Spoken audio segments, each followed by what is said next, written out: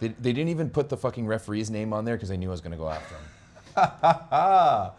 Ladies and gentlemen, welcome to Chicago. It's a pleasure to have you here. It's day 2 of VNL 2025 here at the Now Arena.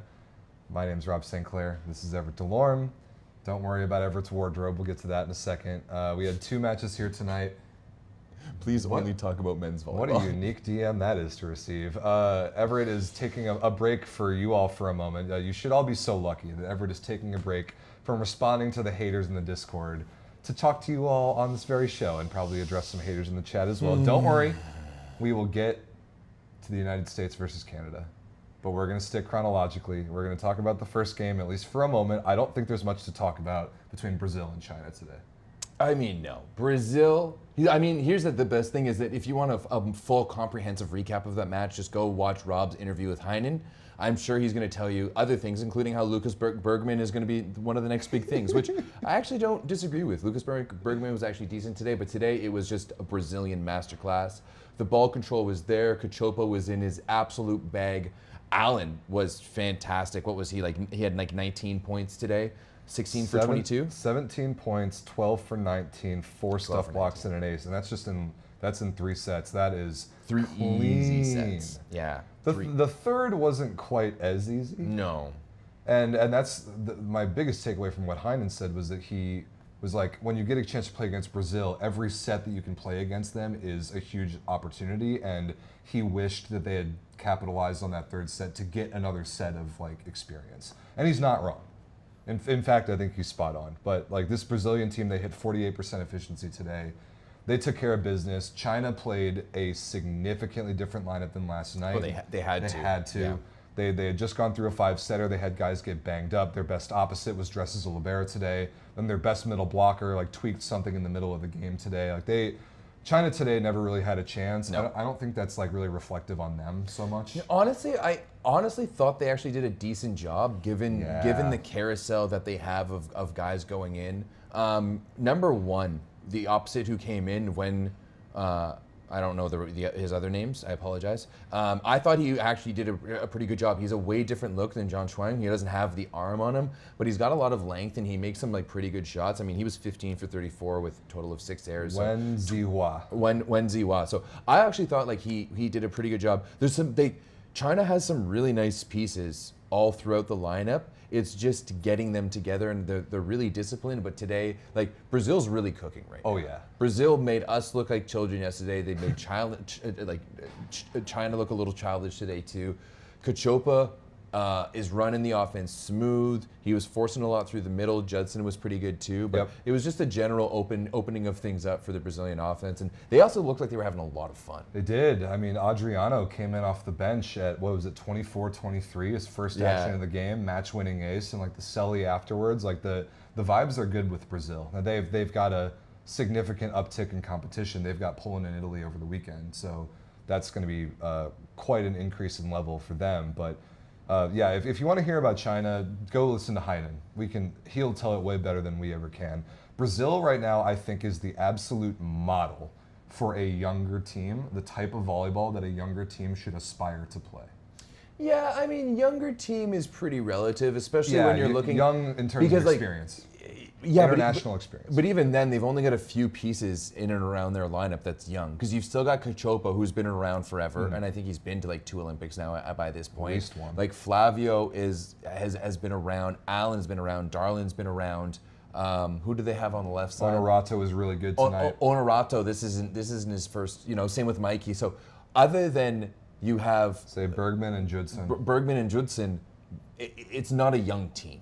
Right? They keep on calling it a young team, but it's really not that. It's not a young team. Young by different standards. Everyone's got different standards. But like the cleanliness with which they play, the first contact, the defensive intensity, the decision making out of system, it's just good. Yeah. It's just good volleyball. I think like if we were to compare them to Italy, we're seeing a lot of dips and like ups and downs from Italy because they're just not out there competing throughout. Whereas Like Brazil is out there competing all throughout this match, no matter what. Yeah, Brazil cares, man. Yeah. Bernardinho against Vital Heinen might be the most animated coaching matchup in volleyball Oh history. man, what I would give to just sit between the oh man. Like the hockey broadcaster that gets to sit right between the two team benches along Yeah, the boards. yeah. Dude, we gotta get one of those. Just listening, and especially if you had both of them mic'd up, Oh my I would God. love to hear Heine yell at his guys in English. I mean, we learned today that he actually can speak Chinese, but his accent's terrible. No one understands him, so he has to like talk through the interpreter anyways. So Go watch our interviews with Vital Heinen. Both Vital of them. Vital tonight and last Heinen night. is quickly becoming like he's a Piazza. It like truly like Piazza Heinen and Akbas are now like some of the biggest homies. Yeah. Who would have thought? Yeah, good job, Brazil. We'll see them tomorrow. They play. Do they play Poland tomorrow, or do they play Italy tomorrow? No, we play Poland tomorrow. Then Brazil plays Italy tomorrow. That's pretty gnarly. Or no, maybe Brazil and us are off tomorrow. No, my bad. Brazil's off tomorrow. China, Italy. That'll be a donging. China. Well, no, because watch, Italy's gonna fucking fall asleep again. Yeah, Brazil. Italy will win in 5. No. Italy is gonna win in 5. No. Yes. Honestly, I would kind of love that. Yeah, we might be in for some quick ones tomorrow, including Poland, Canada. Everett, let's get to our game. I am a benevolent God. Before I want to turn over the floor to you, but first, in order for me to do that, something you got to do. I'm gonna put this right here. No. Right here. No. I'm honestly, this is the worst. These 2 matches Put it on. have been the worst. I'm not. This is bullshit. I'm under protest, especially since Ice killed a Canadian today. What? Yeah. Oh yeah. No, that actually happened. Oh, great. Yeah. But these are the worst matches I've seen this national team play in a long time, like post-COVID. Because like 2022 was frustrating. Like 2022, 2023, we fucking went 9-3 those 2 years. But like good on you. oh no, this is fucking terrible. What an ugly flag. The only reason you guys had your flag too is because we burnt down the White House. You really love bringing that up. Yeah, because you guys aren't taught it. So I need to spread the good word of the War of 1812. So like, here's the thing. I talked to Nick Hogue in between sets. I talked to a number of the guys on the way out, and this like, we played like shit tonight. We played like shit last night. We played like shit tonight. Our serving is fucking atrocious. Terrible. Apparently, you can honestly make the claim that we are 50% better than last night because we got 2 aces tonight. We were 2 for 20, 2 in 20 instead of fucking 1 in 20. So there's that. We either pass lights out or we get aced looking like dummies, right? We either pass really well and we're cutting off balls, we're passing outside of our bodies, and we're keeping our setters at the net, or we're making Cooper Robinson look like a fucking all-star and just like standing there letting him hit us in the shoulder. Like, what the hell is going on? Just not the fight from this team that I'm expecting, right? And you see these flashes of brilliance, these flashes of good play, and it's just not coming together. It's just that, like, it's not the fight that I want to see from our guys. And the worst is that in talking about with them is that they just don't, you shut the fuck up. No one knows, like, it's just coming out flat. You know, like, we're both opening the bottle of Coke or we're opening the beer. Let's be honest. serious. Let's be real here. What- And there's what no, are we talking about? it's just like, and like there's these moments, like we're up by 3 in the second, and like, okay, good, this is finally the team I'm starting to see, and no. Finally at the end of the third, but like we can't wait till the end of the third to start playing. Talk about the call. Yeah, I mean, that was fucking bullshit. That game should have gone to 4. It should have. That was absolutely terrible. I'm gonna say it right now. Paul Kathleen Zabo Alexi, you were a piece of shit. Oh, you went you Zabo? you are the worst referee in the FIVB. They put in rules. They put in a challenge system so that if there's any shadow of a doubt, you just let it play. You just let it play on. Because that ball was down and done. That ball was down and done. The ball was not down, but we had no chance of getting it back over the But net. yeah, the ball was after that touch. Yes. The ball was down. We and had done. no chance. It wasn't Yep. done. Yeah, I'm not disputing the call. I'm disputing that moment. What pisses me off the most is that like that. So like there is a ruling in like the new rules is that if the replay shows that like it wouldn't have changed the point, it should have gone back. Not wouldn't have changed the point, but like for example, like if you were protesting a net touch, but you saw there was a touch, or if like you were protesting like block touch and there was a touch on the net, if you see that, they're supposed to call it. I know that's a tough one, but like there's no one in anywhere in any situation who's going to get that. I'm not at all saying that that's what lost us the game. I'm not here making excuses first and foremost, but that's what lost us that set.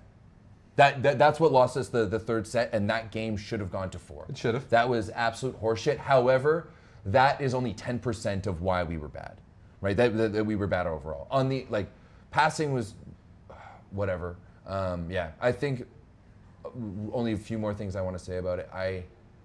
Lewis was really animated and really up here in Quebec City. Really, and maybe over the top a little too much. Head coach Dan Lewis. Sorry. And then yesterday and today, it's just been very almost subdued. And I know maybe he's still finding that zone for himself, but I need Dan Lewis on the sideline. You know, I need Dan Lewis on the sideline. Like if we're being bad, there was one point, I think it was against Bulgaria or maybe it was against France, where like he called a timeout and there was just a whole bunch of fuck yous and the Discord was blowing up. There was not one fuck you tonight, right, from Lewis. And I need that attitude from him, right? Like he's almost like a player coach in that sense. He's on the sideline as close to the corner court as possible with his hands on his knees. Bro. Like he's the 5th guy in the reception pattern. Yeah. He is ready to get in there and put his platform out. It's crazy. Yeah. So I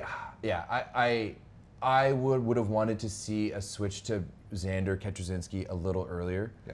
He was great when he came I in. thought that Sclater was really good in the first, but like, bro, like I love Sclater to death, but I need, like, Xander came in and I thought he brought a lot of energy, and I need to see that switch being made earlier. Xander went 7 for 14 with 0 errors. That's fantastic. Yeah, I thought he was really good. I thought he brought energy. You know, he served over the net, which is like a lot, like more than you can ask for the majority of our team. So it's just frustrating because like we didn't show up today. Like we didn't play our game. We didn't play our style of volleyball, and that's what's frustrating. On the other side of the court, I want to give massive credit to Micah Ma'a for the offense that he ran. It was smooth. It was awesome. Like, he looked really good out there. This is the best I've ever seen Ma'a set for sure. The pace of his offense is really good, the variation. And then Gabby Garcia. I've like doubted him at times, but today he made us look really bad at times. He was the only guy I thought that like really buried us. He did. Yeah. He did. Robinson was good as well. But I have a couple questions to you about Canada before we talk a little more about my team, if that's okay. Yeah. Brody Hofer gets subbed out for his reception. I thought his offense was certainly not the problem. Yeah, he was 5 for 6. Right. You brought up Sclater a little bit. Are you concerned about the now 2 in a row poor matches that he's put out there? Honest answer, no, because this is his last week.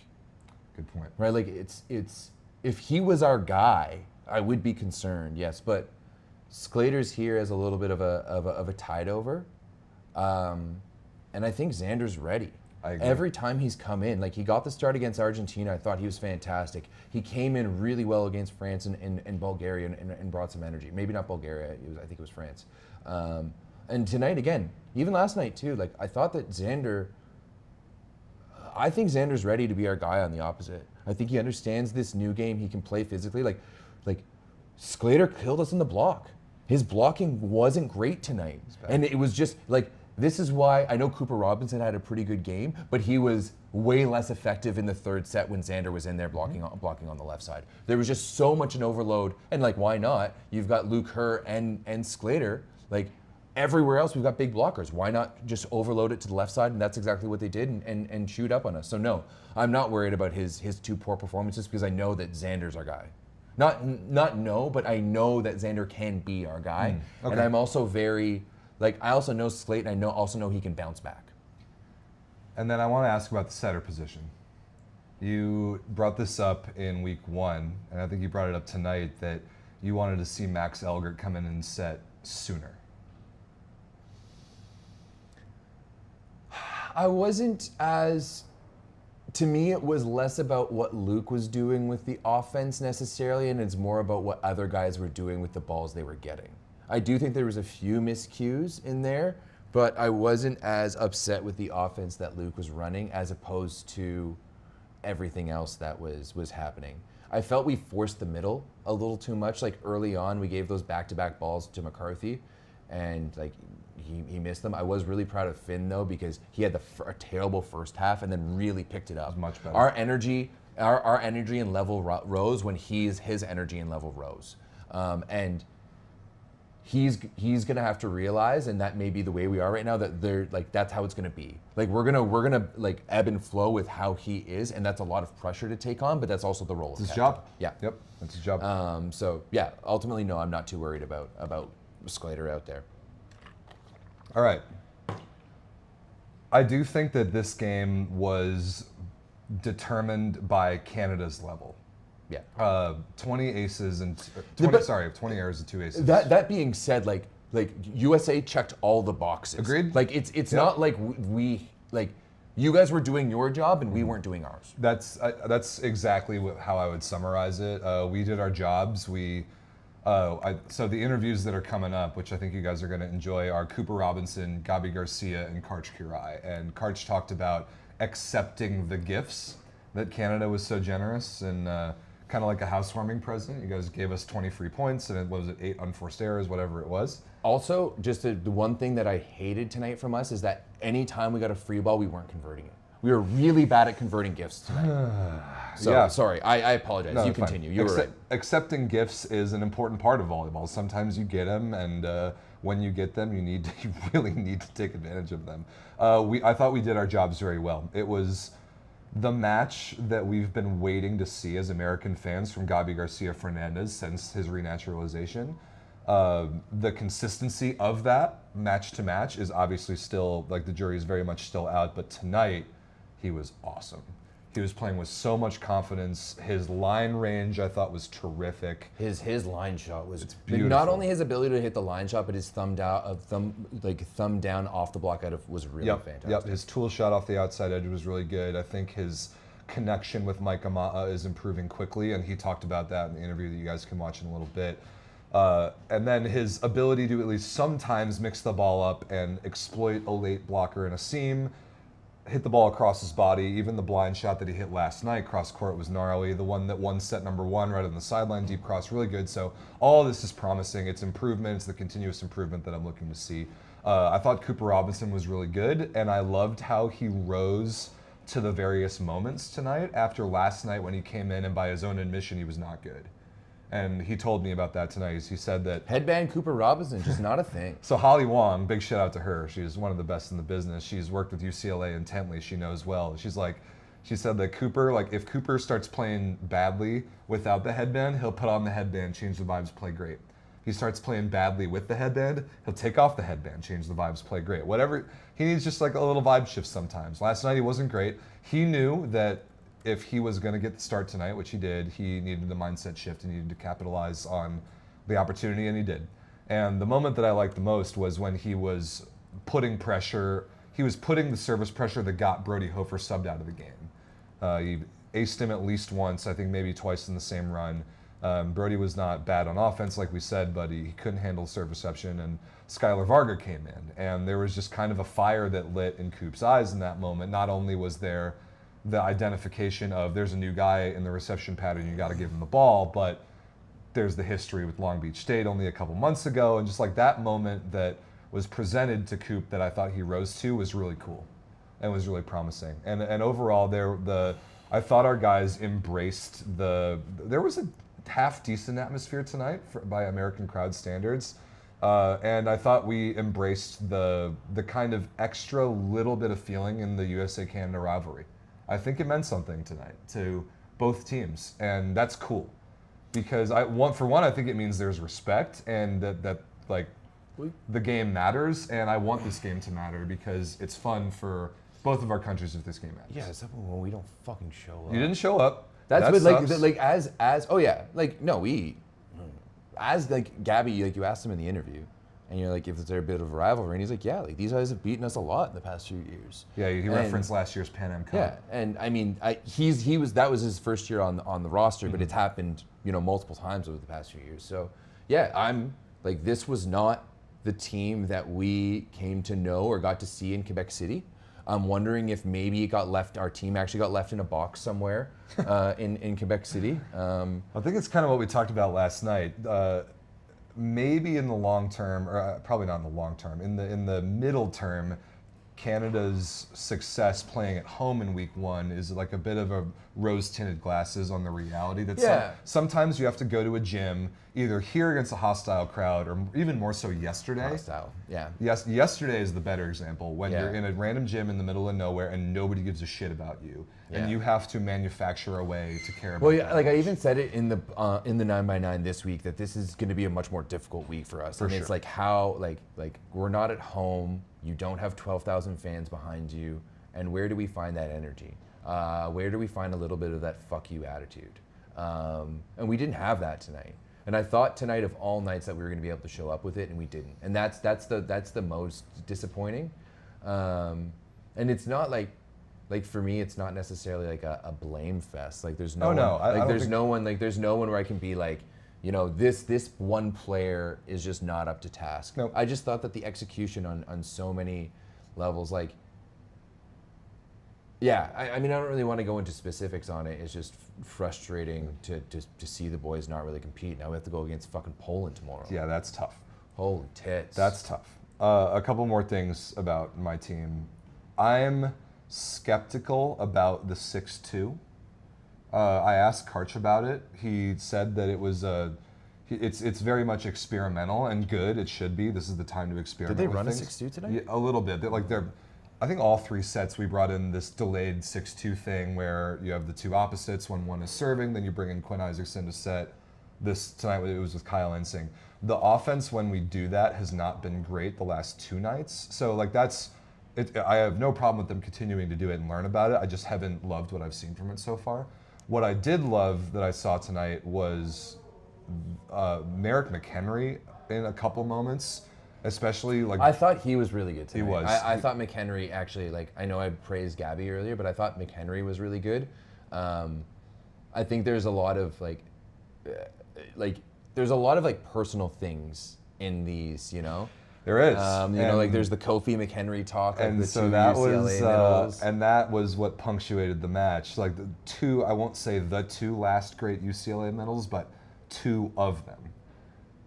When we're talking about great UCL middles, yes, it's the 2. Name me one other great UCLA middle.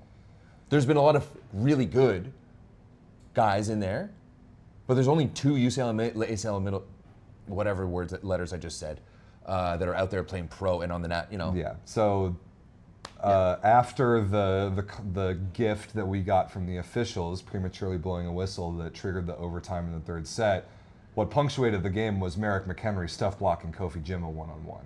That was sweet. And I'm sure that for Merrick himself, he probably wouldn't have dressed tonight if Eric Shoji hadn't gotten hurt last night. And again, he got an opportunity. And then he wouldn't even gotten on the court if it wasn't for Shane. He started. Merrick He started. Never apologized. It was Jeff Jennings. I'll talk about that in a minute. But I loved, again, capitalizing on an opportunity. You have no idea when they're going to come up in this VNL for us. It's weird. It's scattered. Karch told us that the team is going to continue to look different every single night. I agree with that method. It's very un-USA men's-like, but I like that we're doing that. It's the situation that it is. And the guys know that when they have chances to make a difference or to prove that they can play a role, you got to do it. And I think for the most part, our guys took chances and did it tonight. And there was just even more little bits of improvement as a team coming together and figuring it out when Canada did put the ball in play, which was rarely, that we played the volleyball that we needed to play to win the match. And yes, it should have gone 4 sets, but I think we were we were up 2 or 3 at about point 20 in all 3 sets, and I think Canada deserves a lot of credit for making us work really, really hard to earn all the sets. But there can be learning from this that maybe when we're up 20 to 17, when we're up 22 to 19, we can push across the finish line more convincingly. So the result is great, but the continual improvement in the quality of volleyball is my favorite part about this. And then the last thing I need to say is... Yeah, we need to end this now before I stop getting in fights in the chat. Well, the last thing I need to say is about Shane. Weird haircut Seth is about to get cut from the Discord. It's about Shane Holdaway. I was so excited for Shane Holdaway's opportunity that he got last night and tonight, and it sounded like whatever he did to his lower leg is serious. Karch like diverted the first question of our interview to make sure he addressed that. Dangling. When he was carried off the court, his foot was dangling. Okay, it was like his uvula out there, like it was just flowing in the wind. I hate sports injuries. I don't like talking about the details, but Shane worked so hard to get these looks, and they were taken away from him now so quickly. And I feel for him, and I wish him the best. Yeah, and I really like Shane Holdaway just as a dude. Yeah, me too. And that was a hard one to see. So yeah, our best wishes to him. Eric Shoji did not dress tonight. He was the alternate. There is a chance that he still plays later this week. He told me he's aiming for Saturday, but he's not sure. And so that is a good sign for any of you wondering about that update. I loved Ethan Champlin tonight. I loved Mike Ama'a tonight. I love Jeff Jendrick coming off the bench as the only remaining healthy middle on the roster. Pause. I actually really like Ethan Champlin. Love him. I looked at his numbers, and maybe it's just one of those things that I just wasn't remembering, like when he wasn't killing. But like I thought he was really good. He only got 6 kills. I don't remember. Like he was like 6 or 17, which I thought he was way better than that. But Champlin isn't a guy that really sticks out. Hasn't really stuck it out to me before in the past, whether it's in the NCAA or pro. When you see him. But when I've seen him and just his demeanor and everything, I'm a big Ethan Champlin fan. Yeah, Ethan Champlin is an eye test guy. To appreciate him, you really have to see him, and seeing him in person, I think, is when you appreciate him the most. Very much so. Yeah, I think a lot of what he does on the court is those intangibles, is those things that don't necessarily go on the stat sheet. The Cuba game in week 1, the last game that he started, is another good example. I came away from that game thinking that he was awesome. Looked at his stats, they were mediocre, but I really got that great feeling from how he carried himself in the job that he did. So somebody in the chat just said I see Champlin like the male version of Jordan Larson. Yeah, that's very high praise. He's got a lot of work to do to get to that level of accomplishment, but play style wise, I don't disagree. Yeah, I mean, like comparing him in terms of accomplishment to the Gov, like that's tough. But yeah, no, I also, like, we don't need to get into it. I also asked him a question the other day, and he could have very easily been like, oh yeah, like, yeah, sure, and like just gone along with it. He was real. But he gave me a very direct and real answer, and I was like, all right, I like that. I like Champ. Good interview last night. Oh, I like Varga more than Champ. No offense, but like... You can like whoever you want. So I'm just answering the stuff in the chat. I hope that the chat is dunking on you sufficiently, because like I had a great time watching this match, but like you're miserable enough that I don't need to make fun of you anymore for how Canada's playing. They played bad, and I hope that they play better. I really do. Like if we're gonna go out there and lose by like giving it all, but it's just like it just feels like one of the cogs is slightly off right now, and it's just not flowing. You know, if there was just no grease in the system, and it's just not. But yeah, no, it was bad all around for us, and now I'm mad, and yeah, we'll see what happens. So Canada has Poland tomorrow night. The U.S. has tomorrow off, then Poland, then Italy. So huge uptick in caliber of competition and style of volleyball and Karch. What's up, Sandino? Huh? Sorry, I'm just answering. Go for it. Karch was excited about the challenge of that in the remainder of this week. So are we. I'm looking forward to that. I really have nothing else to say about the United States. I'm really happy. We've already got the 2 wins this week that I wanted the most. If we steal one more, it would be a massive bonus. But I'm happy with what we're seeing so far, and the rest of it to me is eye test. Can we continue to improve and play 2 damn good opponents who are on a level very different than us? Can we perform well and play decent volleyball against them? Yeah. The only solace is that my fantasy team is crushing the shit. Yeah, so fantasy-wise, this was a tough day. So it was a tough day because Poland and Italy were off. We had to invent a waiver wire. We did. We invented a waiver wire this morning. So Everett went to Cachopa to set his team, who got you 19 points. Yes. 48% team efficiency for Brazil. That certainly helped. Onerato got you 31. Brody Hofer got you 11 before he got subbed out, which honestly is not terrible. You started Kyle Ensing, who came off the bench and still got you 8. Is that 8? 8. Not bad. Because my fucking stupid opposite got me 4.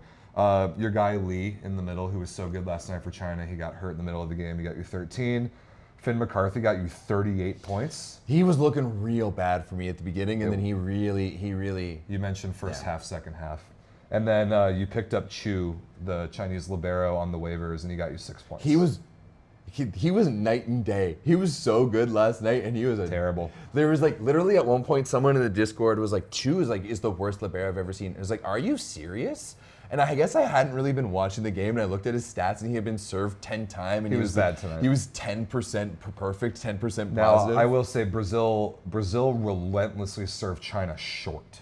China was not ready to receive short. I asked Flavio about that, and he was like, "No, that Bullshit. wasn't the game plan." Fuck off, Bullshit, Flavio. it Come wasn't. on. Get Garbage. real. He said it with like a wry little smile too, and I was Of like, course it was the game plan. All 6 of them were cutting the ball to the 10-foot line. Get like, outta I'm here. sorry, but you're gonna sub in Arthur Bento, and the only 2 serves he hits are Both like Cuddy to short 4, and then the Cuddy to the 1-2 seam. Come on, that was a sick. I was really happy for Arthur Bento when he hit that shot, though. My fantasy team. So Everett got 126 points tonight. Wait a minute, is that really right? Yeah. I'm not convinced. I might need to. How are you not convinced? 31, 38 is 69. Nice. 13 is 82, 90, 96, 115, 126. Fine. Yeah, I can't count. My fantasy team had a rough day because I started a bunch of guys that didn't play. I started Darling, he got me 4 points. I started Jordan Ewart, he got me 0. I started Cooper Robinson, 24. Micah Ma'a, 15. Flavio, 28. Kofi, 13. And Mike, the libero from Brazil, 12. So 96 points for me, not a good night. The Poland and Italy being off killed us both. I will say, though, Volleyball World's dig stats are a load of garbage. They're garbage. Figure it out. They should have let me revamp their stats like they wanted me to do. Garbage. What was I going to say? Yeah, the only thing that is also making me happy is that we recorded 2 videos today of Build Their Own Players, which will be out at some point, and I am very confident that chat will confirm that my players in both teams crushes Rob's. We'll see about that. Like, it's honestly not even close. I'm excited for you guys to see it. Because yeah, it won't even be close. It'll be like the overall, like basically the overall outlook on our fantasy teams are 90 to 10 in terms of votes for me. And I'm pretty sure that's what we're gonna get again with this stuff. If you want to fall back upon that after Canada tonight, yeah, that's all. I'm looking for something, a shred of positivity here. Take something if you want it. I'm looking for a shred of positivity here as my team goes out and blows the 2 biggest eggs I've seen them blow since like 2015 or 2016 probably. Those are 2 sizable jumbo eggs that you get like on extra expensive price from the grocery store. Yeah. Johnny A, I think you need to listen to the first half of the Canada part because you keep on bringing up everything I've said. Yeah, guys, I appreciate you, Johnny A. You're like you've been great and you've been in the chat. We've already talked about all of this. Yeah, we already. Can I? Well, let's say 15-second headline from the rest of VNL, the other 2 sites. Serbia, Turkey, Netherlands, all bad. All shitty. Turkey sucks. What the fuck happened to them? Serbia sucks maybe more. Honestly, if you've ever talked shit about Turkey beating Canada, you like this version of Canada tonight would beat Turkey. For sure. And Canada was awful tonight. Yeah. That's the relegation race, Netherlands, Serbia, Turkey. We watched we watched all 3 of those teams lose today. And they all looked, the Netherlands showed the most life. Not that that's saying a lot. They lost to a mediocre German team. Turkey sucks and they're not fun to watch. They put up 11 in a set against Ukraine. Respect to Ukraine, by the way. That team's good. That team can impose their will. Yeah, they're a bunch of men. They are. They're men. So tomorrow, I think we're going to do a watch along. Bulgaria versus Slovenia is at a nice time for us before we have to head to the gym. So we're going to hope to do that. And then tomorrow we got China, Italy, and Canada, Poland. Great. We got to play against a fucking sold out Polish home crowd when we're playing like Friday absolute night, prime dog time. shit. I'm just excited for us to, because like here's the thing is that like there's not the desperation. Like in 2022 there was desperation of being like, oh no. Whereas this right now is like you're going out to get a beer and you open it up and it's half full. It's like, where's the other half of our team? And not even in terms of like guys not being here. It's just like just one little thing missing. Like just this one little fucking thing. There's a lot of things. Serving the ball on the court would help, but holy fucking shit, I know. man. We'll see how. Like it wasn't improves. even close too. There was so bad. many bad missed serves. It was float serves after point 20. Yeah, not great for Canada. Very good for the United States given the situation. I'm happy. My fellow American fans should be happy. We'll see y'all tomorrow. Let's go home. Yeah, I need a beer. We all need a beer. Love y'all. Fuck you.